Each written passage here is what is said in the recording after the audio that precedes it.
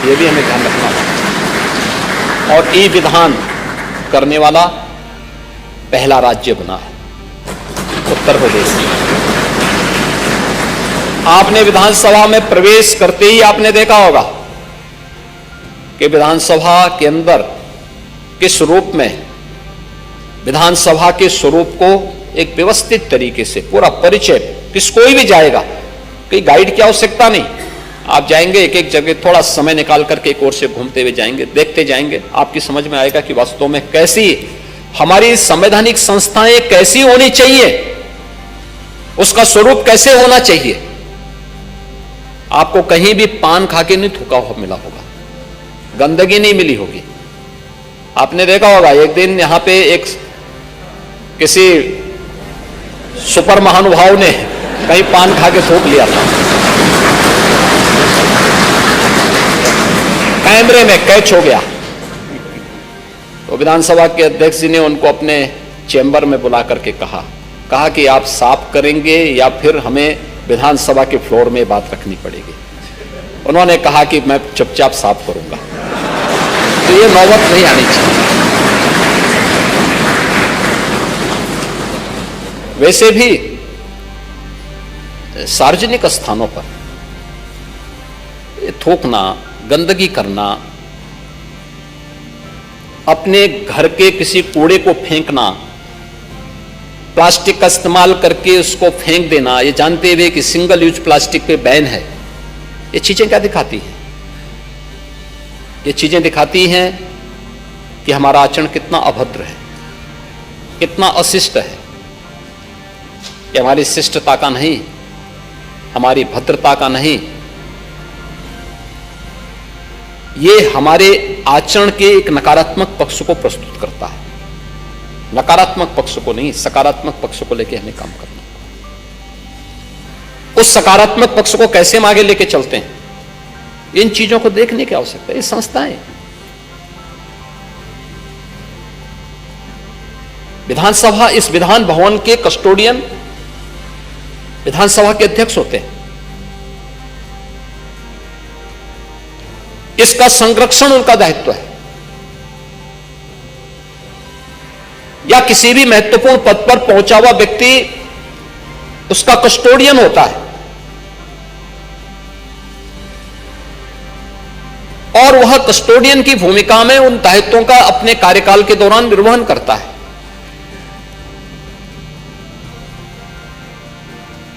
वो मालिक नहीं होता। हम लोग प्रदेश में हैं मालिक की भूमिका में नहीं, एक सरबराहकार की भूमिका में, एक कस्टोडियन की भूमिका में, एक ट्रस्टी की भूमिका में। हमारा दायित्व ईमानदारी पूर्वक अपने कर्तव्यों का निर्वहन करने का है। ये तो हर व्यक्ति जानता है, आप भी जानते हैं, हम भी जानते हैं और पूरा समाज जानता है। जो लोग संपत्ति बटोर रहे हैं वे सब जानते हैं, सब वहीं छूट जाएगा और कोई आग के हवाले ऐसे हो जाएगा जैसे दृश्य आपने कुछ देखे होंगे।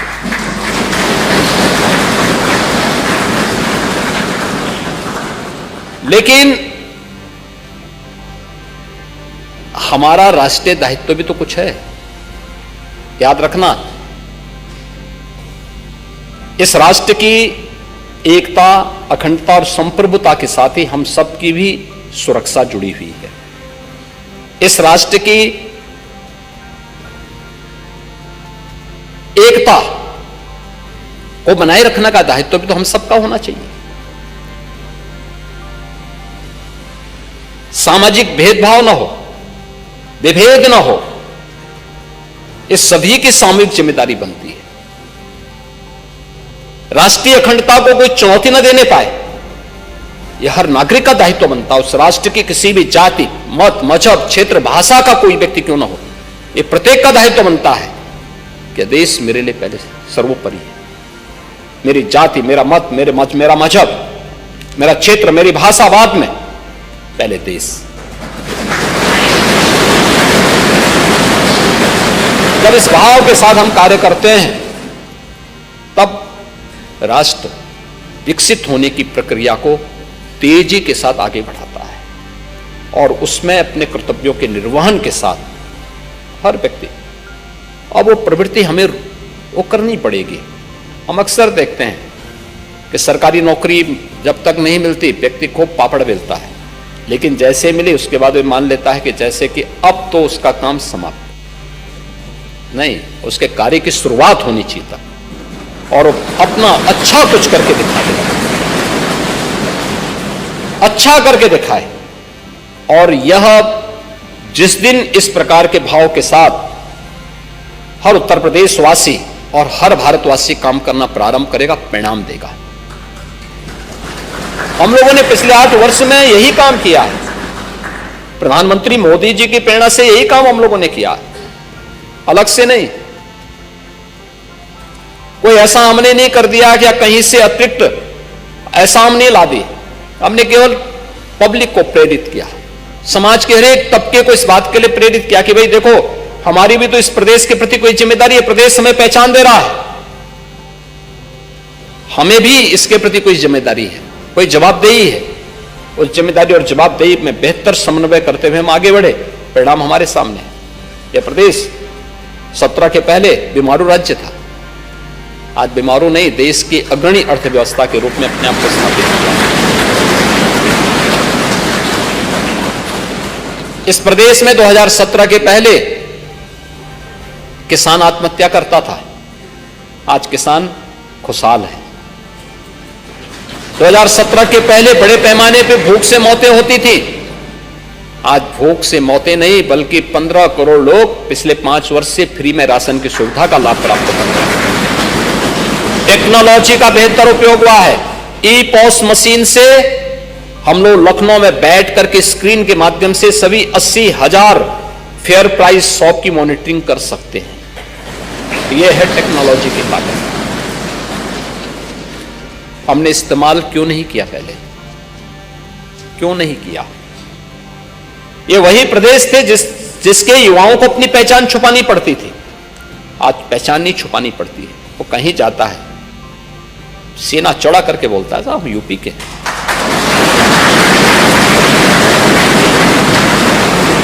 आप देखते होंगे 17 के पहले जो व्यक्ति यूपी के बाहर जाता था पहचान छुपाने के लिए मजबूर होता था, और अब बता भी दिया तो लोग बड़ी तीखी निगाहों से देखते थे। आज आप जब जाएंगे बोलेंगे मैं उत्तर प्रदेश का निवासी हूं, तो लोगों के चेहरे पर एक चमक होती है। उत्तर प्रदेश का नाम सुनते एक चमक होती है। यह है पहचान। इस पहचान को यूपी आज के दिन पर रेवेन्यू सरप्लस स्टेट है, हमारे पास पर्याप्त मात्रा में धन है। आज उत्तर प्रदेश की प्रति व्यक्ति आय को हम दोगुने से अधिक करने में सफल हुए हैं इन 8 वर्षों में। याद करिए 1947 से लेकर 2017 तक उत्तर प्रदेश की प्रति व्यक्ति आय 46,000 करोड़ थी एवरेज, और आज यही बढ़कर के 1,10,000 हुई है प्रति व्यक्ति आय। यहां की जो जीएसडीपी थी वह 12,75,000 करोड़ की थी, आज यही बढ़कर के 27.5 लाख करोड़ रुपए से ऊपर की हो गई। ये क्या दिखाती है? यानी 70 वर्षों में इसको जाने में केवल 12.5 यानी 12,75,000 करोड़ की अर्थव्यवस्था उत्तर प्रदेश बन पाई थी, और 7वीं बड़ी अर्थव्यवस्था थी, 7वीं अर्थव्यवस्था देश के अंदर मानी जाती थी। आज यह देश की नंबर 2 की अर्थव्यवस्था बन चुकी है, 27.5 लाख करोड़ की है, और सबसे बड़ी यानी सबसे अधिक ग्रोथ रेट के साथ बढ़ने वाली देश की अर्थव्यवस्था उत्तर प्रदेश आज के दिन पर बना है। यह तब हो पाया है जब एक टीम वर्क काम कर रही है, सभी लोग मिलकर के काम कर रहे हैं। सरकार से जुड़े हुए लोग, जनप्रतिनिधिगण, समाज से जुड़े हुए अन्नदाता किसान हो, युवा हो, सरकारी कर्मचारी हो, पुलिस कार्मिक हो, समाज के अलग अलग तबके, व्यापारी हो, उद्यमी हो, अलग अलग तबके के सभी लोगों का जब एक साथ समन्वय होता है, सभी लोग एक दिशा में चलने प्रारंभ होते हैं, ये परिणाम सामने आता है। और इसमें मीडिया की भी भूमिका है। उन्होंने सकारात्मक लेखन भी शुरू किया, एकदम लिखना शुरू किया। हाँ, अच्छा, महाकुंभ की सफलता में मीडिया की बहुत अच्छी भूमिका है। ये सभी चीजें जब एक साथ चलती हैं तब परिणाम सामने आते हैं, और उस परिणाम के लिए यह दायित्व अपने अपने क्षेत्र में नेतृत्व के इस गुण को विकसित करने का दायित्व आपका भी है। आप भी इसके हिस्से हैं, इससे अलग नहीं हो सकते। और युवा संसद उसी भाव के साथ आगे बढ़ रही है। मुझे बहुत प्रसन्नता है कि आज उत्तर प्रदेश इस प्रतिष्ठित विधानसभा में आपको आने का अवसर प्राप्त हुआ है। अगले 2 दिन आपके यहां व्यतीत होंगे। एक सकारात्मक डिबेट को आप आगे बढ़ाएंगे और अपनी बात को बिना किसी भय के निसंकोच बोलिए। हाँ, बोलते समय ये जरूर ध्यान रखना कि उसमें तथ्य होने चाहिए, और उसमें जो कुछ भी आप बोलें उसमें तथ्यों के साथ साथ आपकी संवेदनशीलता भी झलकनी चाहिए, और शिष्ट आचरण भी दिखना चाहिए। अगर ये सब चीजों को, वही चीज शालीनता के साथ भी बोली जा सकती है और वही चीज अभद्र तरीके से भी बोली जा सकती है। व्यक्ति को तय करना है कि वह किस श्रेणी में खड़ा होना चाहता है, और मुझे लगता है कि इन बातों को आप रख करके इन 2 दिनों के अंदर यहां पे 3 जो सबसे अच्छे यूथ सेलेक्ट होंगे, यानी आप सभी अच्छे हैं, लेकिन उन 3 को सेलेक्ट करना यहां पे जो हमारी टीम बनी हुई है, इनके लिए बहुत बड़ा चैलेंज होगा, बहुत बड़ा चैलेंज होगा। क्योंकि 3 का 240 में से 3 का चयन करना, और तो अच्छा है कि आज की विधानसभा हमारी बहुत अच्छी चलती है, नहीं तो 90 के दशक की विधानसभा होती तो पता नहीं क्या हो गया होता।